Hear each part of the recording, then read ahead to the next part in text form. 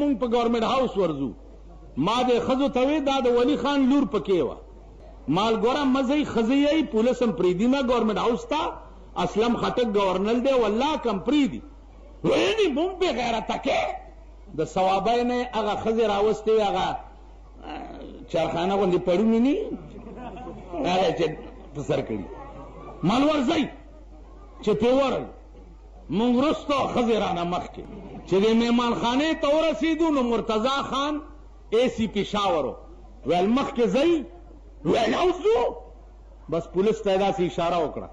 اباڼسونه چې ډب او دا ټولې ښځې په ما رالې زه لاندې او ښځې را باندې پرتې دي چې په ما رالې ویل خدای بې ځایه غر کې شو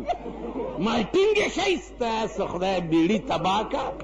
تاسو ته چې ما ویل چې مه ځئ